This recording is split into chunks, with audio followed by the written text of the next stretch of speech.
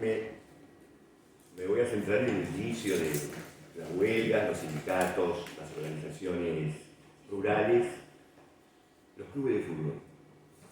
Los clubes de fútbol, como un ejemplo. Pero hay un eje interesante que veníamos de la clase anterior, que vivimos el siglo XIX, que tiene que ver con esta dicotomía civilización o barbarie. Les quiero leer unos tweets de unos muchachos libertarios para que vean dónde se ubica la civilización y dónde se ubica la barbarie, ¿no? Porque ¿quién era la civilización? Las élites intelectuales, etcétera, sobre todo las élites económicas, y la barbarie eran los pobres, ¿no? Bueno, dice este tuitero: el Che Guevara estudió medicina, se hizo comunista y en vez de salvar vidas, las quitaba. Fidel estudió derecho, se hizo comunista y terminó violando derechos humanos. Chávez era militar, se hizo comunista y vendió la soberanía de su país. Chicos, estudien, pero nunca se hagan comunistas. A lo que le contesta otro, le dice: las universidades son fábricas de producir comunistas y no solo en Venezuela. Y entonces el tuitero originario dice: la gente que se dedica a estudiar y leer mucho siempre termina siendo de izquierda. Por eso a mí nunca me gustó estudiar ni leer. Son cosas que están sobrevaloradas. Y estos muchachos son los que defienden el liberalismo. Hoy saben que justo hoy es el Día del Abogado porque se conmemora la fecha del nacimiento de Juan Bautista Alberdi, liberal total. Pero si lo escuchan estos muchachos libertarios, se invirtió dónde está la civilización y dónde está la barbarie. ¿Quiénes piden educación? Los sectores populares. ¿Quiénes piden cerrar universidades, bajar el número de estudiantes? Los sectores dominantes de la Argentina. ¿Cuál es la diferencia entre uno y otro momento? Bueno, en aquel momento, con Sarmiento a la cabeza, etc., lo que se buscaba era instruir a todos estos sectores que ahora vamos a recorrer, los inmigrantes, generar como una especie de homogeneidad entre tanta gente tan distinta que había viviendo aquí y enseñarte desde chiquitito que hay una historia argentina, que hay una disciplina, que tiene que saber leer para incorporarse al mercado de trabajo. Hoy el capitalismo ofrece una alternativa absolutamente distinta. Hoy expulsa mano de obra, no quiere absorber. No le interesa, pero para nada, que las mayorías populares se eduquen. Incluso, miren qué peligroso puede ser. Todo aquel que lee mucho se hace de izquierda. Hay casi como un... No sé si se da cuenta el muchacho de lo que está reconociendo con esto, pero ese liberalismo en su etapa de barbarie. Y lo primero, este cuadro, que también está en el Museo de Arte, que es gratuito, ustedes pueden ir, ahí enfrente del Canal 7, de la Cárcova, Ernesto de la Cárcova es el autor. Este cuadro es de 1894, sin pan y sin trabajo. Se ve claramente un trabajador que está con el puño así, con su herramienta. Lo que no se ve por la ventana, porque está quemada un poco la imagen, es que hay cuadras de trabajadores haciendo fila para ver si los contraten en una fábrica, tratando de que los contraten. Y aquí, mirando desde la ventana, está la mujer con su bebé, amamantándolo, y no hay nada en la mesa. No hay nada. Es decir, este artista ya está retratando algo que está pasando en la Argentina y que, en cierta forma, nos cambia el escenario de lo que veníamos viendo. ¿Cuál era el escenario? Era el mundo rural. La lucha de los gauchos, la lucha de los federales contra los unitarios. Ese problema se terminó porque el gauchaje fue derrotado, como hemos dicho. La mayoría de los caudillos federales fueron asesinados, encarcelados, exiliados. Pero el modelo que se impone, que es el modelo agroexportador, lo que también empieza a producir es un desarrollo urbano, desarrollo de la manufactura, de las fábricas, y un proceso doble.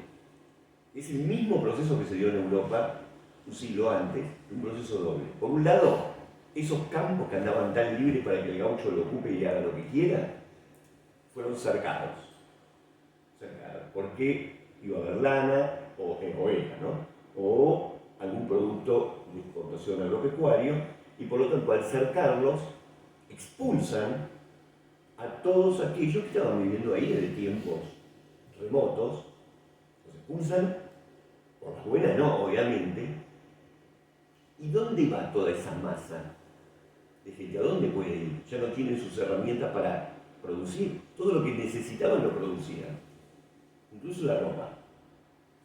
Ahora se expulsan, tienen que ir a la ciudad, y esto ya que había ocurrido en Inglaterra, un hermoso y profundo libro que se llama La historia de la clase obrera en Inglaterra, de Edward Thompson, relata este proceso de surgimiento de los trabajadores en Inglaterra. Se tienen que ir a la ciudad, y de ahí viene el término proletario. Proletario es aquel que lo único que tiene es a su prole, es decir, a su familia. Básicamente lo que estoy diciendo, no tienen nada, se quedaron sin nada. Si quieren vivir, tienen que vender su fuerza de trabajo al precio que sea y durante las horas que sea.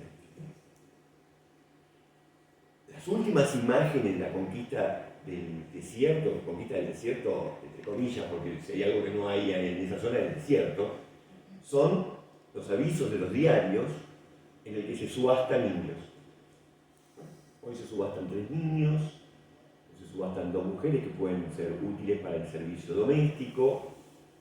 Rara vez se subasta un hombre joven, porque lo consideran peligroso. Y por lo tanto, esas imágenes van, si estuviéramos en una serie, según la segunda temporada de todo esto, arranca en las ciudades. Y arranca con esto, un contingente humano enorme, de gente que va hacia las ciudades, que se suma a otro contingente humano enorme, que son los inmigrantes, que también llegan sin nada. Los inmigrantes que vienen de España, Italia, vienen con, como se dice normalmente, una mano atrás y otra adelante, no tienen nada. No es que vienen con capital para invertir, proyectos de desarrollo, de emprendimientos, no. Vienen pensando que le van a dar un campo, a la mayoría no se lo dan, van todos a las ciudades. En 1850, la Argentina ya era básicamente rural, igual que lo eran los países limítrofes con nosotros, pero ya para fines del siglo XIX, el proceso, si usted tiene una fecha, el momento del inicio del modelo agroexportador es 1880, algo un poco antes, pero ahí se termina de consolidar. Y el que empieza a gobernar en ese momento es Julio Argentino Roca. Julio Argentino Roca, que tiene la particularidad de que tuvo 2 periodos presidenciales de 6 años, es el hombre que ocupó la presidencia por más tiempo en la historia argentina, 2 periodos separados, ¿no? No se podía reelegir. Y en Roca tenemos algo contradictorio, porque al mismo tiempo que todos sabemos que es el gran asesino de indios en la campaña del desierto, por otro lado, hay 2 medidas que toma Roca que son altamente progresistas. Una es la ley 1420 de educación pública, gratuita, laica y obligatoria. Solamente para que tengan una referencia, por haber hecho esa ley, que es tal vez una de las leyes más importantes de la historia argentina, que no todos los países de la región la tuvieron, el Vaticano, la Iglesia, lo excomulgó. Lo echó de la Iglesia. No es común que a un presidente lo excomulguen, y aparte se puede decir que es un presidente de izquierda, ¿no? Lo excomulgaron porque le quitó a la Iglesia el monopolio de la educación. Pasó a ser el Estado el que iba a garantizar todo eso, y tampoco era algo optativo, era obligatorio.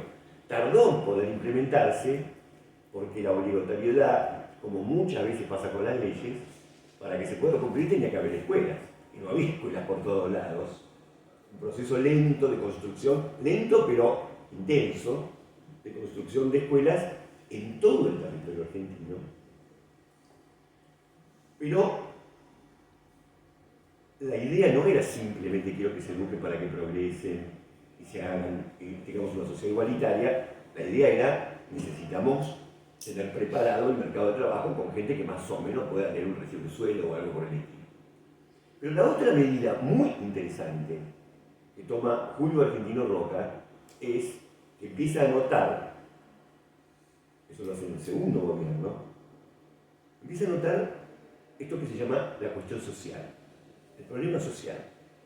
Empieza a haber huelgas, hay revoluciones armadas, hay tomas de fábrica, hay una complejidad creciente que asusta, y va a asustar más cuando ocurra la Revolución Rusa, pero estamos en la época previa a eso. Y entonces le encomienda a un hombre que se llamaba Vialet Massé, que recorre la Argentina y le haga un informe para saber qué pasa con los trabajadores acá en Argentina. ¿Quiénes son? ¿Dónde están? ¿Cómo viven? O sea, el Estado, por primera vez, haciéndose cargo de decir, bueno, tenemos obreros, ¿qué pasa? ¿Dónde están los trabajadores? ¿Cómo viven? Y entonces ahí surge la historia de lo que se va a llamar el informe Vialet Massé. El tipo se lo toma muy en serio, agarra, empieza a recorrer la Argentina en tren, a caballo, en burro, caminando, y va a todos los establecimientos portuarios y anota lo que ve. Va a las minas y anota lo que ve. Va a las fábricas, va a los obrajes, va a las estancias rurales.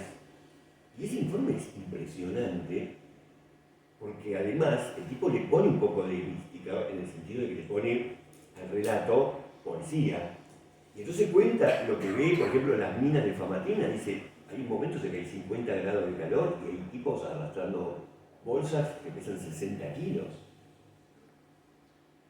No está reglamentado el horario de trabajo, no hay sindicato, no hay jornada laboral, obviamente no hay nada que cubra un accidente de trabajo, la persona que se queda lesionada se queda sin posibilidad de trabajar. Y todo eso él lo anota, y lo pone y lo termina mandando al gobierno. En ese momento el ministro era Joaquín B. González, y Joaquín B. González dice, bueno, hay que hacer la primera ley de trabajo de la Argentina. Se va al Congreso, se discute un montón, y el resultado es que no hay ninguna ley de trabajo. Se decide, no hagamos ninguna ley de trabajo. No se logra un acuerdo. Y por lo tanto, todo lo que describe Vialet Massé no termina en ninguna acción del Estado que sea congruente con lo que se acaba de elaborar. Creo que hoy o mañana también se cumple un aniversario de la ley que implementa el domingo como día no laborable. Y también por esta fecha. Es decir, que hasta ese momento se trabajaba los 7 días de la semana en la cantidad de horas que haga falta. Tiempo después va a llegar el llamado sábado inglés, el sábado inglés que se trabaja a mediodía. Hoy uno va a un supermercado, se trabaja el domingo, se trabaja el sábado. Si alguien le pregunta a un repositor de supermercado hoy si los feriados trabajan o no trabajan, y trabajamos. Huelgas no se adhieren nunca. Es muy difícil, también que está el Sindicato de Comercio. Claro, para Valiere, ¿no? Sí, está bien. Pero digamos que si alguno, porque ha habido muchos intentos, algún delegado quiere organizar ahí el día del paro general, hagamos paro, nos mueran a todos de forma inmediata. Que, si vamos al caso entre los docentes, se pueden hacer huelgas los que trabajamos en el Estado. En un colegio privado, una de las consignas principales por las cuales cobran la cuota cara es acá no hay huelga. Sí. Bien.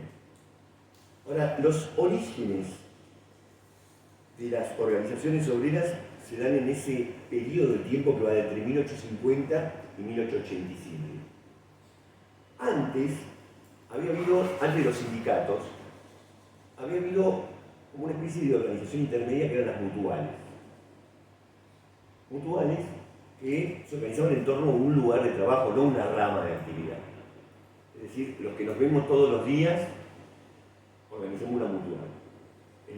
Hay un caso de una huelga en 1862 de maestras. ¿Esto lo conté la semana pasada? estaba una revista de educación que se llama, digo se llama porque todavía existe, El Monitor, en la cual aparece una carta de una directora en la que le comunica a Sarmiento que están de paro, son 8 maestras, porque hace 6 meses que no cobran. Acá el dato es interesante, tardaron 6 meses sin cobrar para hacer la huelga. Y la hacen, llenándose de disculpa, pero dicen, no nos pagan hace 6 meses. Y Sarmiento entra en furia porque los sueldos habían sido enviados a la gobernación, pero no se los habían dado a las maestras. ¿Por qué? Porque ser maestra era casi como una especie de vocación, como un servicio, una misión, por el cual no se tenía que cobrar. Un poco parecido a esto que se ha declarado ahora, que la educación es esencial. Y es esencial, pero a nadie se le ocurre que si es esencial hay que subirle el presupuesto. No, es esencial, por lo tanto no se puede parar.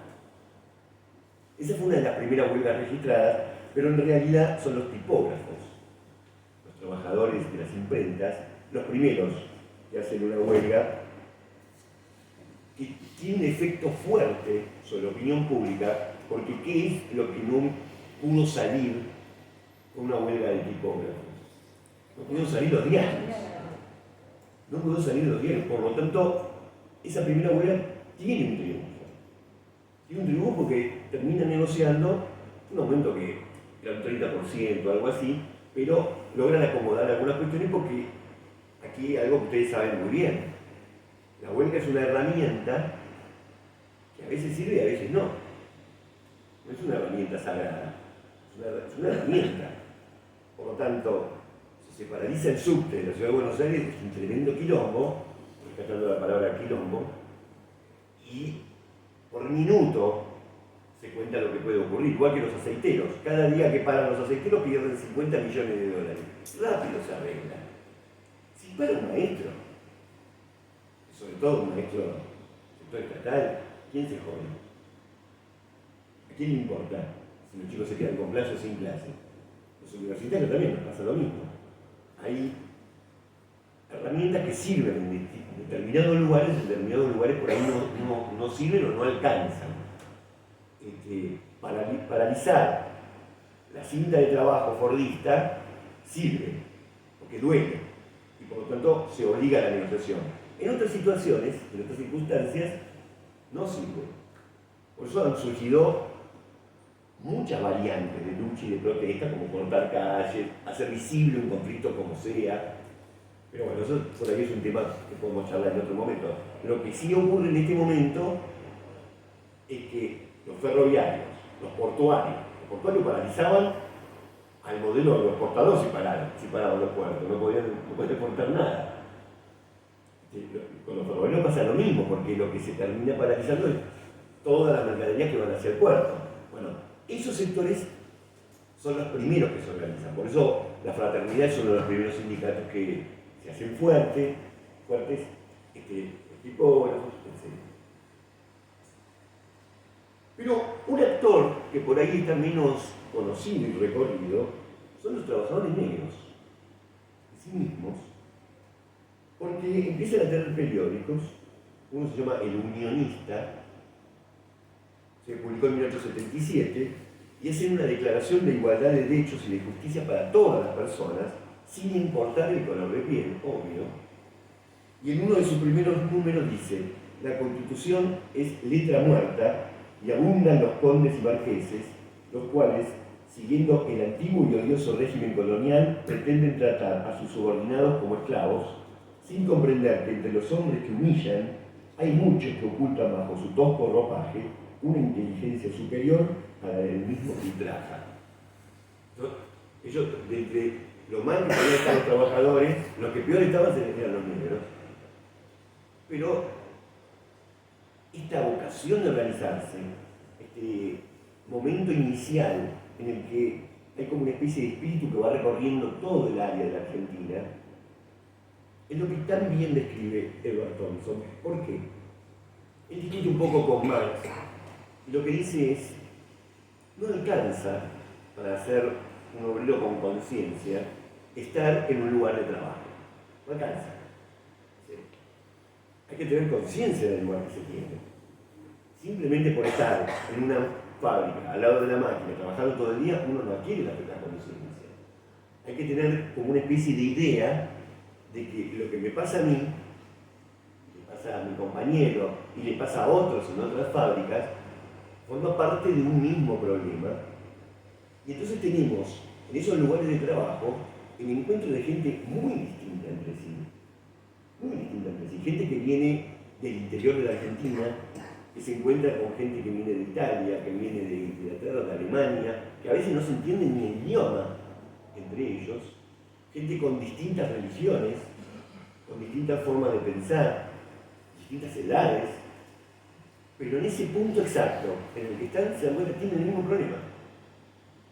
Y ahí empieza a surgir una conciencia común, lo que homogeniza a estos tan diferentes entre sí, y en esta época que estamos relatando, mucho más diferentes, es empezar a darse cuenta, porque la ciudad ayuda a que la gente esté amontonada y vea que hay un problema en común.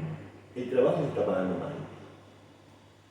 Llegan en un periodo de más o menos 30 años a la Argentina cerca de 2.600.000 personas.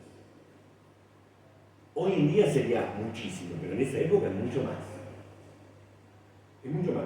En un momento determinado, el 30% de la población argentina era extranjero. Si nos atenemos a la población económicamente activa, es decir, gente que podía trabajar o que necesitaba trabajar, era el 42% de la población argentina. Y si vamos estrictamente a la ciudad de Buenos Aires, que en esa época tenía más habitantes que la provincia de Buenos Aires. La ciudad de Buenos Aires en un momento tenía más habitantes que la provincia. Era el 52%. Hay mucho trabajo que se hicieron en los últimos 10 años entre historiadores de toda la Argentina que estudian este fenómeno de la inmigración en muchos aspectos, algunos aspectos muy interesantes, por ejemplo las cartas que se mandaban entre el hombre que trabajaba acá y su mujer y su familia que estaba en España o en Italia, y ahí se perciben cuestiones como por ejemplo jamás si alguien le decía al otro te amo, te extraño, no era ese el lenguaje, no quiere decir que no se amaran, pero no se lo decían. Y muchos casos de juicio por bigamia, tipo que era casado, se vino acá, se olvidó, se volvió a casar, la mujer está con los chicos, descubre la historia y les hace un juicio. Pero ¿a dónde van a vivir toda esa masa humana? Y acá tenemos otro ejemplo de cómo la gente cuando tiene un problema se organiza. ¿Conocen lo que fue la epidemia de fiebre amarilla en Buenos Aires en 1872? El cementerio. Bueno, el cementerio de la Chacarita se creó por la epidemia de fiebre amarilla porque todos los cementerios se habían desbordado. En términos de la población de la época, se murió un tercio de la población de la ciudad. Un tercio. En la plaza de Indonesia, frente a la cárcel, lo que era la cárcel de Caseros. Ahí abajo de la plaza Estaba enterrado. Bueno, y creo que Lenín también murió en la epidemia. En medio de la epidemia, Sarmiento, que era el presidente, se fue de la ciudad, los diputados se fueron de la ciudad, la Corte Suprema de Justicia se fue de la ciudad, quedaron los médicos. Muchos murieron por este tema. Tendría que haber traído ese cuadro en el que está Sarmiento y una mujer muerta y el niño amamantándose de su mamá muerta. El cuadro es tremendo. Pero se murió un tercio de la población de la ciudad. Si hacemos el cálculo al día de hoy, que vivimos 3 millones de personas en la ciudad, estamos hablando de 1 millón de muertos. Esa epidemia fue brutal en todo sentido, no solamente en los términos de mortandad, sino que creó por primera vez la conciencia de que tiene que haber algo llamado higienismo, pero como no se sabía todavía cuál era la causa de la enfermedad, se pensaba que los que estaban enfermos sacaban de su boca una especie hubo una especie, no sé cómo decirlo en la palabra correcta, pero del aliento de esa gente salía el contagio. Y entonces, ahí es que el barrio de San Telmo, los barrios negros son rodeados por las fuerzas militares y todos aquellos que vivían cerca del riachuelo también, porque se pensó que de ahí venía. Después se supo que en realidad eran los soldados que venían de la guerra del Paraguay. Y no solamente eso, sino que no era la primera vez que aparecía esa enfermedad, pero en este contexto en el que estamos hablando, en 1872, estaba apareciendo una ciudad que estaba padeciendo hambre, malas condiciones de higiene. Imagínense que el transporte, por ejemplo, era toda atracción a sangre. Hay relatos de la época en que se moría un caballo y quedaba tirado en la calle durante semanas. Se pudría en la calle. No había un servicio de recolección de basura. Bueno, todas esas condiciones cambian en 1872, pero lo principal que ocurre, sociológicamente hablando, es que los ricos se van de la zona sur de la ciudad a vivir a la zona norte. Eso sí todavía quedó. Pero barrios como Barracas, hasta el día de hoy ustedes pueden ver algunas construcciones arquitectónicas que son muy, pero muy lindas, pero se abandonaron todas. ¿Qué pasó con todas esas propiedades grandes incluso? Bueno, se convirtieron en conventillos. Entonces, en una sola propiedad, capaz que había 14 habitaciones, y en cada habitación podían llegar a vivir hasta 2, 3 familias. Había, sin duda, un poderoso hacinamiento, pero como seguían llegando inmigrantes, empiezan a subir los precios de los alquileres. ¿Se podrá poner la otra foto? Empiezan a subir los precios de los alquileres y tras que los sueldos eran bajos, la subida de los precios de los alquileres, con el argumento de libertad, de contratación, libertad. Esta foto, con estas mujeres, las clases populares, ustedes ven que esta mujer tiene en sus manos una escoba, porque esta es la huelga de las escobas, que en realidad es un capítulo dentro de un cuento mayor que es la huelga de los inquilinos, que hizo que la ciudad de Buenos Aires participara de esta huelga de inquilinos cerca de 400.000 personas. Son números muy impresionantes para la época. 400.000 personas que vivían en distintos ámbitos en los que tenían que alquilar, que deciden no pagar, no solamente el aumento, no pagar nada. No pagar nada hasta que se cambie y se regularice, de alguna manera, se regule el tema de los alquileres. Básicamente de entrada pedían una baja del 30%, pero con tratos un poco mejor establecidos, no tan a gusto y piacere del que alquilaba, del propietario. Pero el protagonismo de esta huelga de inquilinos lo toman las mujeres. Son las mujeres. En un principio uno puede decir, bueno, los hombres se iban a trabajar, las mujeres quedaban en la casa, pero esa me parece que es una excusa. Me parece que son las mujeres las que ven el peligro, tienen la sensibilidad y salen a luchar, se ponen de acuerdo. Aparte, ahí, por ejemplo, en la calle Ituzaingó, la verdad que no sé dónde queda, ¿alguien sabe? ¿Dónde queda la calle? Barracas. Bueno, en la calle Ituzaingó había varios conventillos, uno de los cuales tenía en su interior a casi 300 personas, muchísimas familias. Hay un montón de fotos de asambleas de los vecinos diciendo, bueno, ¿qué hacemos? Y lo que le da el nombre a huelga de las escobas tiene que ver con que habían entrado la policía a uno de esos lugares para desalojarlos y las mujeres los echaron a escobazos. Eso la prensa lo registró, ya le quedó el nombre. Duró poco, no, duró 6 meses. 6 meses la ciudad convulsionada con la huelga de inquilinos y la lucha de las escobas. En un momento pleno invierno, venían los bomberos, le tiraban agua congelada a la gente, en medio del invierno frío, como una de las formas de represión, termina en una especie de empate, porque por un lado no se baja un 30% los alquileres, pero por otro lado se hace mucho más flexible la cuestión. Esto es 1907. Cuando llega el gobierno de Hipólito Yrigoyen, por primera vez se regula el precio de los alquileres. De hecho, Yrigoyen sacó una ley mediante la cual por 2 años no se podían aumentar los alquileres.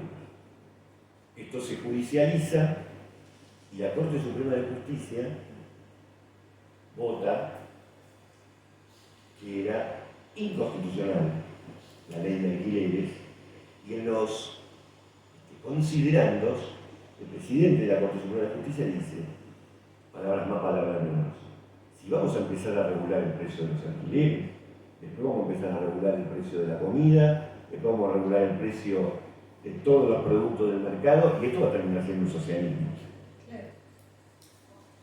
O sea que esto de que el Estado actúe igual al socialismo no lo inventó ni Milei, ni Esper, viene de hace mucho. Sobre todo en 1916, el fallo de la Corte sale en 1918. Ya había ocurrido la Revolución Rusa, terror al socialismo es lo que había dentro de las élites.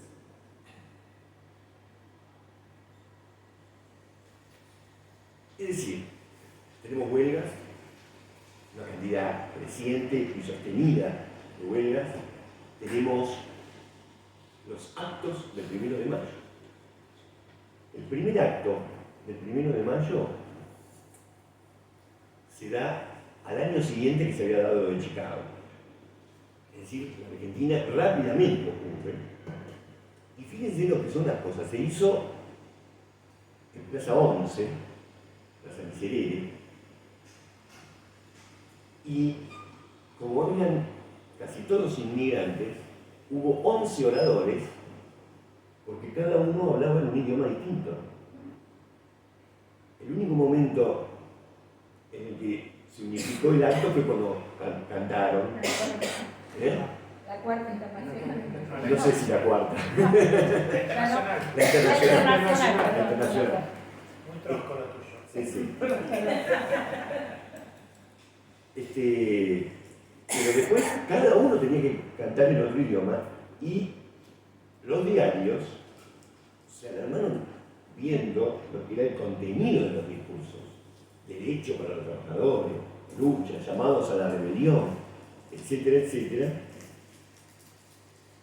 Por supuesto que con ironías de todo tipo, el gobierno piensa permitir que esto siga ocurriendo. Un acto, simplemente un acto, no hubo violencia, no hubo nada. Al año siguiente el acto terminó con muertos, feroz represión, y a partir de ese momento cada acto del 1 de mayo era un ir y no saber si uno vuelve. ¿En qué año fue, Sergio, el primer acto acá? 1869. Y todavía no tenemos la mayoría de los sindicatos conformados. Hay muchas discusiones. Está muy viva la situación. ¿Qué discusiones? Por ejemplo, dentro del movimiento anarquista. El movimiento anarquista llegó a ser el más numeroso de los organizados dentro de los trabajadores. Después fue teniendo un eclipse. Pero dentro del movimiento anarquista, ¿qué se discutía? Primera discusión, ¿somos anarquistas? ¿Tenemos que tener un partido político o no? Si somos anarquistas, no. Otros decían, pero no tenemos que organizar de alguna forma. Bueno, ahí se dividen. Eso es lo malo que a veces tiene la izquierda. No podemos bancar un debate. Después surgen los que dicen, somos sindicalistas. Sindicalistas revolucionarios. Ustedes saben que la agrupación, los sindicalistas revolucionarios son los que fundaron la CGT en 1930, ¿no? Si somos sindicalistas, ¿está bien que al mismo tiempo seamos anarquistas? Que metamos la discusión política de nuestro partido dentro del sindicato.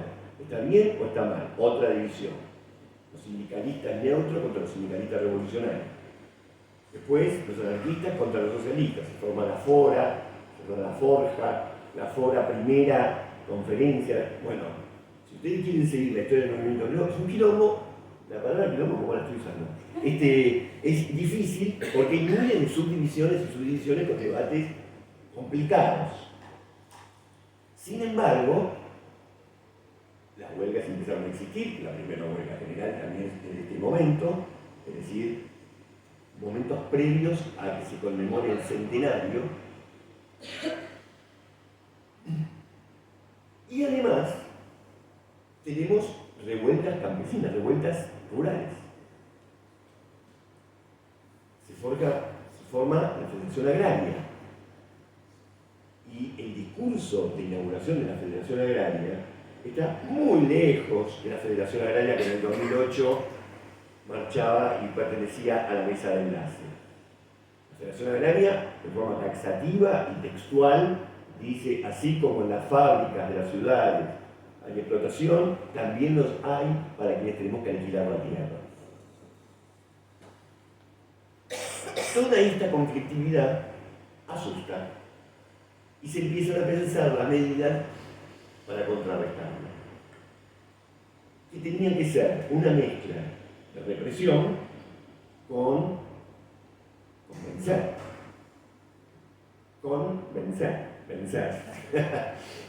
¿Y cómo se hace?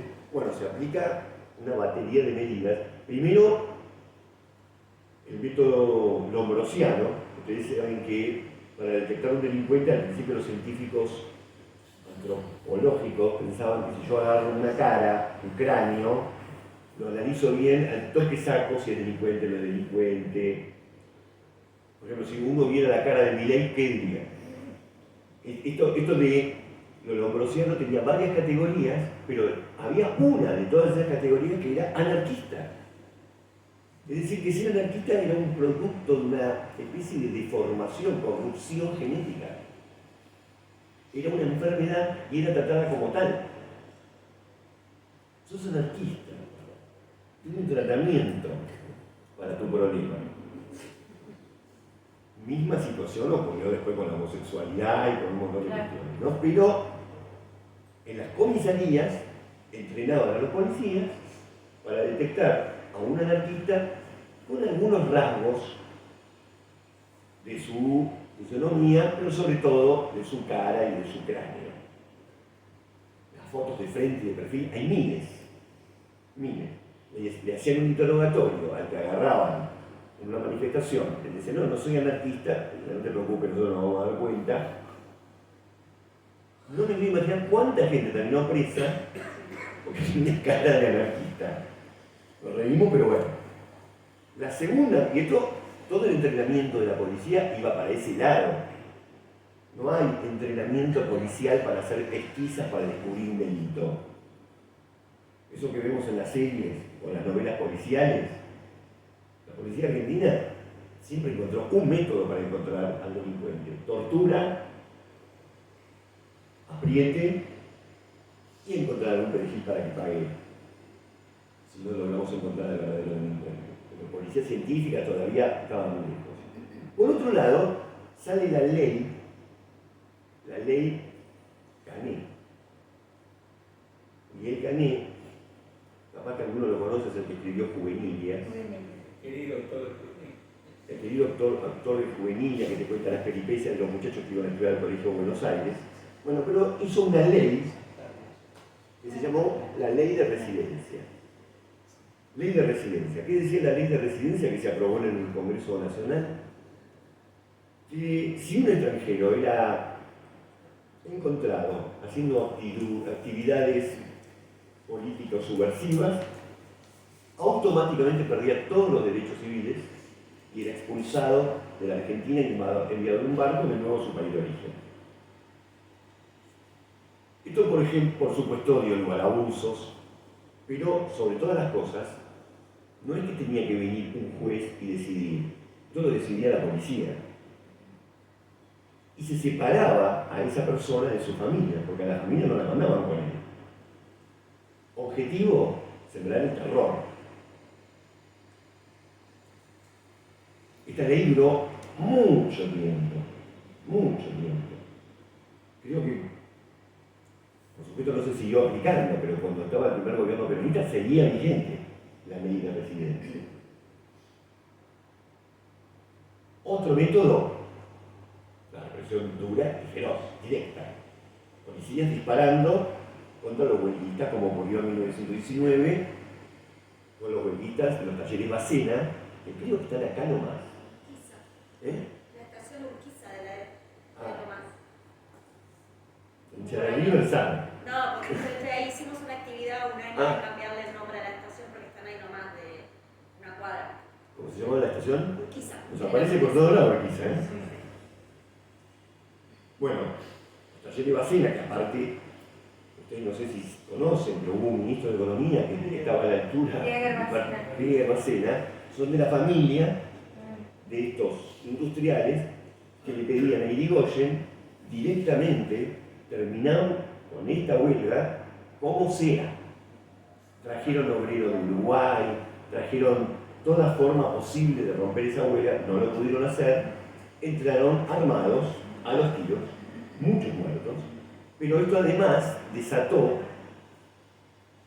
la furia de dos sectores. Hubo una agrupación política predecesora de la AAA, que se llamaba la Liga Patriótica, que actuó acá y actuó en la Patagonia, pero con un discurso nacionalista, y es a eso donde quería ir, un discurso nacionalista fuerte, represivo, y por otro lado, se me cortó el hilo, perdí la señal, se me cortó el hilo de lo que estaba diciendo. Por un lado decía, ¿qué dije por un lado? La Liga Patriótica. Por un lado la Liga Patriótica. Y por otro lado, los chicos bien de las familias, patricias, se autoorganizaron, muchos eran los que participaban en la Liga Patriótica, pero otros se organizaron y salieron por las calles de Buenos Aires a incendiar locales, de diarios, de partidos políticos, agarraban a los que consideraban que eran rusos y podían ser comunistas de los pelos y los arrastraban por las calles. La policía no solamente que no actuaba, la policía ayudaba en estas tareas. Durante una semana fue una masacre interminable que terminó llamándose la Semana Trágica. La Semana Trágica. Y esto ocurre durante el gobierno de Irigoyen.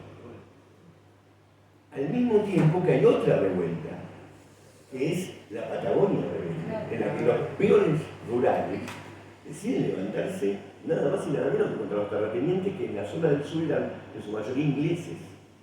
Interviene directamente la Embajada de Inglaterra para pedir la revolución. Y en un tren lleno va a la Liga Patriótica para actuar junto con el ejército. El ejército no necesita muchas excusas para salirse de la ley, pero con la Liga Patriótica tenían garantizado un montón de jóvenes armados que podían hacer lo que quisieran. Una pregunta, al principio el ejército se negaba a reprimir, o eso es toda una falsedad que se plasmó en la película. No, el ejército no se negaba a reprimir. Lo que pasa es que Debería quererse catalán. no, lo que pasaba es que no era un punto en el que estaban todos los peones rurales que se los podía reprimir. Había que hacer una búsqueda y en un momento determinado hubo una especie de confraternización con un sector del ejército de los peones rurales. Cuando pudieron charlar, los peones le explicaban cómo estaban viviendo y muchos de los soldados dijeron, ¿por qué hay que reprimir a este tipo? Eso pasó. Sí, sí. Pero al general que llevó adelante toda esa represión, ¿Cuántos tiros era eso? no, ese general volvió a Buenos Aires pensando que lo iban a recibir con medallas, reconocimiento, había aplastado una rebelión de peones, había sido una masacre, y Irigoyen no lo quiso recibir porque ya entre la opinión pública había caído muy mal lo que había ocurrido. Lo que cuenta Osvaldo Bayer es que, por ejemplo, las prostitutas del sur no quisieron atender a los soldados. Es decir, había una sensibilidad social en contra de la represión, más allá de que había otra sensibilidad social a favor de la represión. Estamos en Argentina y eso era fuerte y ocurría. Pero entonces, con toda esta conflictividad en Argentina, además de la represión, empiezan a aparecer los intelectuales que dice, bueno, ¿cómo hacemos para disciplinar, integrar y tratar de generar cierta paz social con lo que está ocurriendo? Y ahí es donde aparece el discurso de la nación. Ustedes piensen que contra lo que se cree, el discurso nacionalista no existió siempre. Existió a partir de fines del siglo XIX y no acá, en todo el mundo. Italia, el país Italia, se unifica recién en 1870. Uno tiende a pensar que Italia existió siempre, pero no. Lo que existían eran ciudades italianas fuertes, Venecia, Milán, por supuesto que Roma, Florencia. Ya Maquiavelo desde el siglo XVI venía pidiendo unifiquémonos porque nos invaden todos. El libro El Príncipe que escribe Maquiavelo está destinado a uno de los Medici para decirle, convertite en el príncipe, unifica Italia, convertí esto en un imperio, hagamos que renazca el imperio romano, pero Italia estaba dividida y hasta 1870 estuvo dividida. De hecho, los italianos que llegaban a la Argentina, no todos hablaban el mismo idioma, o en todo caso, no todos hablaban el mismo dialecto. Un italiano del sur casi no se entendía con un italiano del norte. A pesar de que Italia ya se había unificado, los dialectos continuaban. ¿Saben cuándo se termina de unificar el idioma italiano? Recién con Mussolini y gracias a la radio. Y tuvieron que pasar un par de generaciones hasta que más o menos los italianos empezaron a hablar todos igual. Con Alemania pasó exactamente lo mismo. Existía Prusia y existían distintos principados alemanes, pero más o menos en esa época recién se unifica Alemania. ¿Qué quiero decir con esto? El discurso nacionalista surge en esa época, pero para surgir inventa una tradición. Hay un libro de Eric Hobsbawm, un historiador inglés, que se llama La invención de la tradición. Y parece medio contradictorio, porque si es una tradición, no está inventada. Pero justamente, cada vez que ocurre algo fuerte en la historia, se tiende a decir que esto había ocurrido antes. A Rosas le decían el restaurador de las leyes. Ya vimos la semana pasada, ¿cuáles leyes se está restaurando? Está inventando leyes nuevas. La Argentina empieza a tener sus primeros libros de historia en esta época. Pero se escribe Mitre. Escribe los primeros libros de historia e inventa el diario de la Nación. Es decir, se empieza a articular un discurso nacional que por supuesto no dice estamos ahora creando el Estado Nacional. ¿Qué dice? Venimos de 1810. Pero en 1810 no existía ni el nombre de Argentina, ni se tenía idea de en qué iba a quedar esa revolución. Lo mismo hacen los franceses. Inventan una tradición. En realidad, tanto Inglaterra como Francia, ni hablar de España, tienen para esta época un discurso bien armadito, pero a España no se le termina de armar nunca. Hasta el día de hoy tiene problemas con los vascos, etc. Pero lo que inventan es siempre existió una España, no es así. El problema es cómo meto este nacionalismo en las conciencias, en las mentes. ¿Cómo hago para disolver estas ideas subversivas, anarquistas, socialistas, comunistas, con otra idea? Y la otra idea es nacionalismo, argentinidad. ¿Cómo se crea? Bueno, 1902 se inventa el servicio militar obligatorio, la ley 1420 de educación, que también tiene que ver con eso. Desde chiquititos, a los chicos les explicamos la historia. Tengo que reconocer, la historia como disciplina en el ámbito educativo nace de la idea de meter este tipo de ideas en las cabecitas. Porque dicen, bueno, a los grandes, al gallego, al tano, al ruso, ya no lo voy a convencer mucho. Pero a los hijos sí. A los que quiero integrar es a los hijos. Todo lo que dijimos de los monumentos. Yo se me confundo hablando de los monumentos. Sí. Todo lo que dijimos de los monumentos. Florecen por todos lados, pero porque es parte del mismo discurso. Y toda la normativa de que entra la bandera, nos ponemos de pie, se retira la bandera, no se aplaude, nos ponemos la carapela, la bandera no se plancha, toda una cantidad de simbología que de dónde se imita. ¿Cuál es la copia en la que el discurso nacionalista se inspira? ¿De qué otra gran corriente ideológica? De la religión. La argentinidad, en este caso la peruanidad, la uruguayanidad, etc. Todas las naciones hacen lo mismo, no es que es un problema argentino. Todas las naciones hacen lo mismo. Un invento de una historia, una escolarización profunda para poder homogeneizar el campo ideológico, una monumentalidad para que hable todo eso, una represión, porque no todos iban a entrar en ese molde,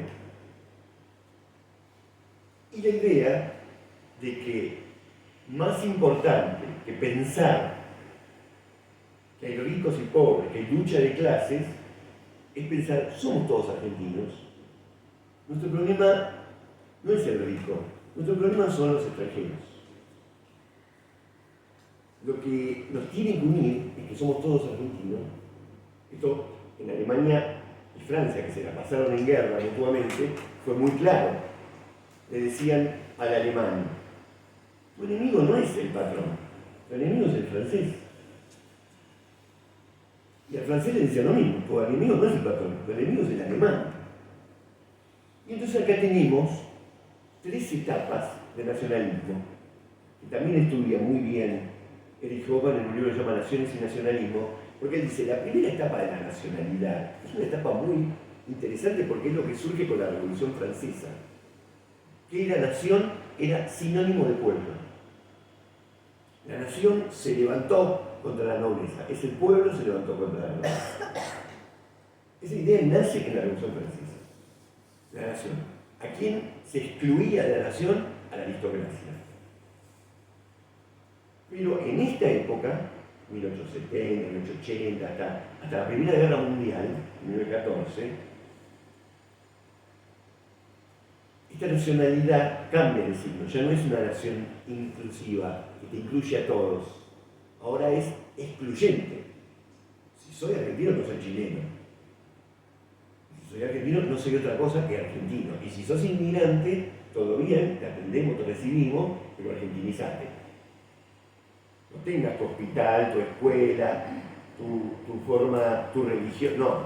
Argentina, católica, con idioma castellano, con chicos que van obligatoriamente a la escuela. Los que intentaron combatir un poco eso fueron los anarquistas, que inventaron escuelas propias. Dijiste que el nacionalismo tenía 3 etapas. La tercera. Falta la tercera. Ahora va a venir la tercera. Vamos a la excluyente. Ese es el nacionalismo que tiene Victoria Villarroel, que tanto le gusta a Guillermo Moreno. Es ese nacionalismo. ¿Eh? No, el este está mal. No, es que empezamos los tiros. Ese nacionalismo excluyente que llevó a las guerras mundiales, que hizo que millones de personas se movilizaran para ir a las guerras, que genera ese sentimiento de arraigo en el cual cayó la Segunda Internacional, ya que terminó la Segunda Internacional del Partido Socialista, tanto del lado francés como del lado alemán. Los diputados terminaron votando a favor de la guerra. Es decir, que pertenecían a la Segunda Internacional, los mismos delegados dijeron, bueno, ahora me voy a Alemania, me voy a Francia y nos vamos a cagar a tiro. Acá somos trabajadores del mundo unidos. Pero cuando volvamos a casa nos vamos a cagar a tiro. Ese tipo de nacionalidad no es que haya desaparecido, porque sigue existiendo. Pero la tercera etapa del discurso nacionalista es ese nacionalismo que se enfrenta a la metrópoli, que se enfrenta al imperio. Es el nacionalismo que nace desde las colonias, en el que utiliza el discurso nacional para tener un discurso de liberación nacional. es el discurso nacionalista de un Che Guevara. Cuando Che Guevara dice la patria, está hablando de este tercer tipo de nacionalismo, no del segundo. Es ese nacionalismo, uno podría decir, nacional y popular. Las tres instancias del nacionalismo de alguna forma u otra conviven. La primera casi la levanta, pero el nacionalismo contra el imperio está en muchos lugares del mundo. De hecho, ustedes van a países de Asia y venden remera de Che Guevara. Pero el otro nacionalismo, el que habla de supremacía de ciertos países sobre otros, ese tipo de nacionalismo es el que aquí se empieza a tratar de imponer de la mano de tipos como por ejemplo Leopoldo Lugones. Leopoldo Lugones llegó a ser el escritor nacional. Y es en este contexto en el que, buscando una referencia nacional, se rescata la figura del gaucho. Entonces ustedes van a tener a los gauchos aplastados, aniquilados, expulsados de sus tierras, sin posibilidades de desarrollar una vida como la desarrollaban los gauchos, que ya han perdido toda peligrosidad y por lo tanto ahora me voy a preocupar de los que sí son peligrosos, son estos inmigrantes, estos trabajadores que hacen huelga, que se organizan, a los que le voy a tratar de oponer, además de la represión, un discurso que los trate de nacionalizar. Hay un caso en Avellaneda, el caudillo Barceló, y también se utilizaba esa metodología, lo utilizaba Barceló como caudillo para tratar de contrarrestar esa estrategia. Y a su vez, por supuesto, Barceló utilizaba matones como Ruggiero, como Ruggerito. Eso realmente era una metodología que era implícita en aquella época, ¿no? Sí. Además, todo ese vuelco y enorme importancia que se le da a la época del Citargo. No sé, ya es que estamos en una hora. ¿Estamos en la hora? Deme en 5. Sí. Todo este engranaje del discurso nacionalista, en el que te pueden echar de la Argentina, en el que te pueden reprimir, te pueden meter preso, pero además te tratan de convencer que es ser un buen argentino, es estar curado de esa enfermedad, es ser anarquista, etcétera, etcétera. Porque el discurso político se llena de el discurso médico. Que echar la enfermedad, el virus, etcétera. Bueno, algo que retomó la dictadura militar, ¿no? La última dictadura militar. En ese contexto, los sectores populares después se reapropian del discurso nacional y lo transforman, que es lo que vamos a ver nosotros en la tercera clase, que no sé si va a ser el jueves que viene o no, lo tenemos que poner de acuerdo, pero digamos que esas dos vías, convencer y reprimir, fue la primera instancia en la cual se quiso conjurar todo este peligro que va a terminar en el golpe de 1930, el primer golpe de Estado de la historia argentina, que después va a tener una seguidilla de golpe de Estado. Pero bueno, me parece que acá podemos parar. Son 6:26, no íbamos a seguir hasta las 19, pero está bien, perfecto. Si quiera hacer preguntas para la medida del tema, hasta ayer estoy intenso. ¿Estuvo intenso? Muy intenso. Yo pensé que... Abran juego, señores y señores.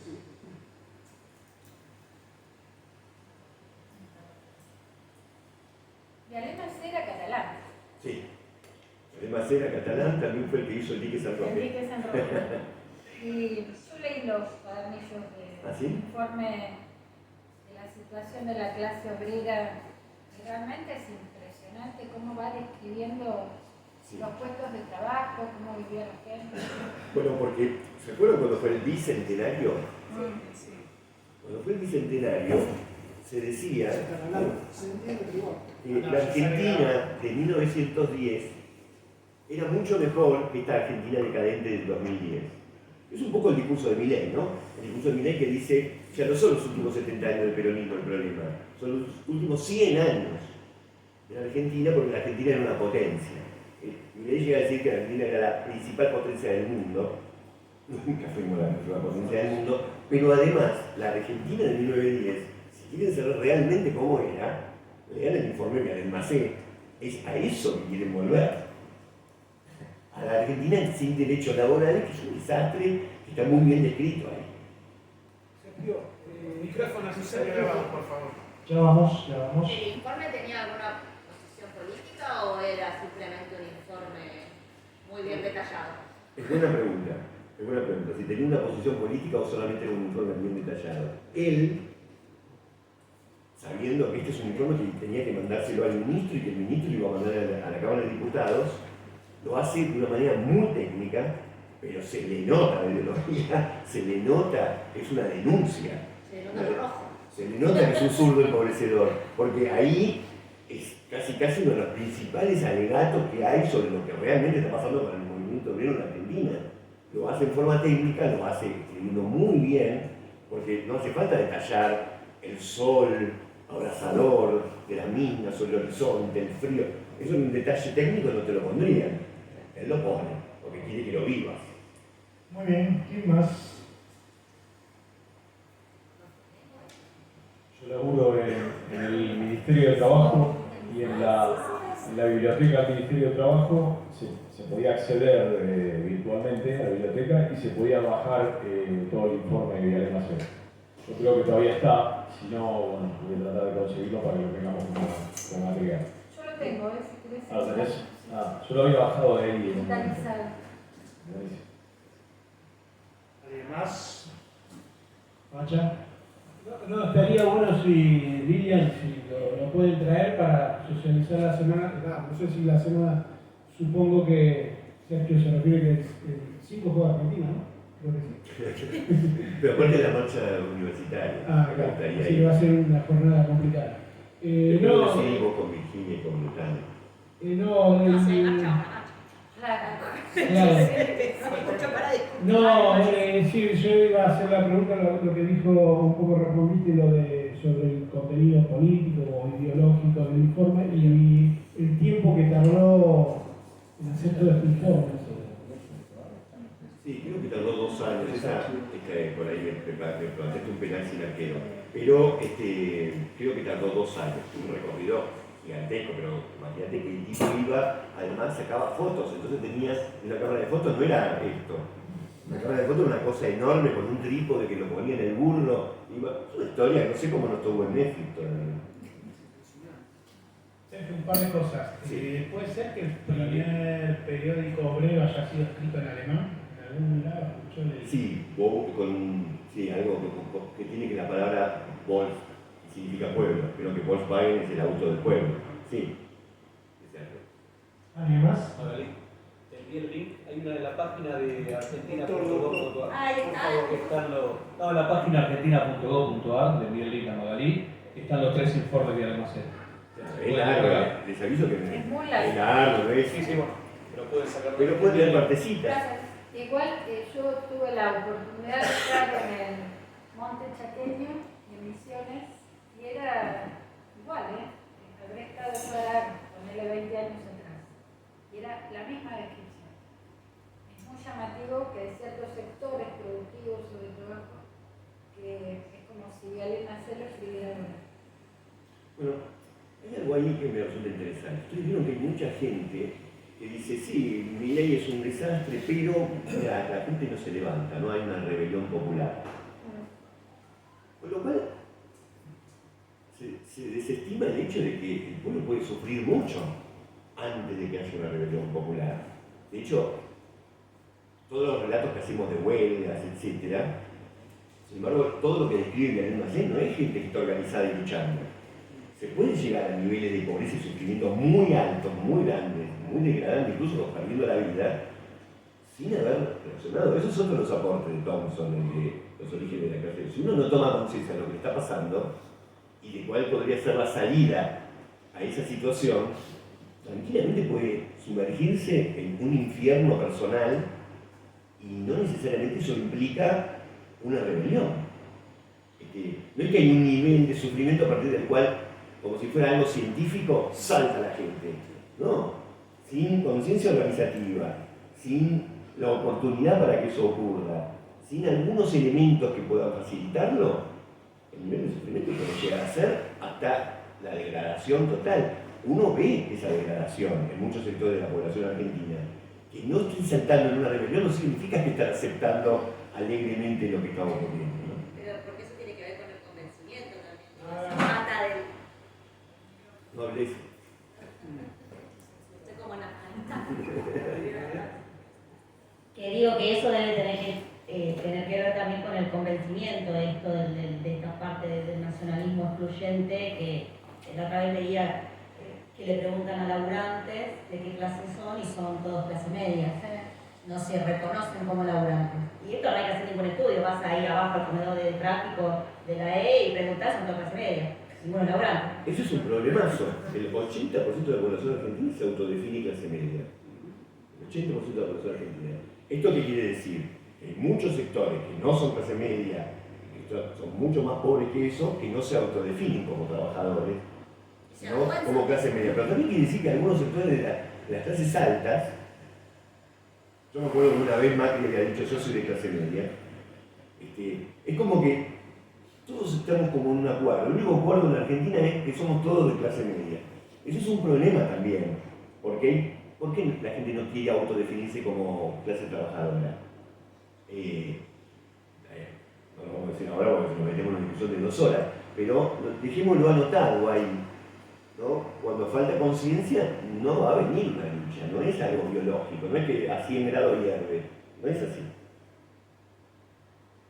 ¿Alguien más?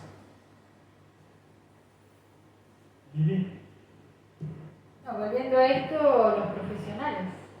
Los profesionales no se sienten trabajadores de la justicia, trabajadores de la educación en la CETERA. Yo soy de costó mucho el nombre, porque no eran trabajadores de la educación. Exacto. Muchos se negaban a que sea CETERA, porque no son trabajadores. A mí me pasó una vez en un centro de salud discutiendo con un colega.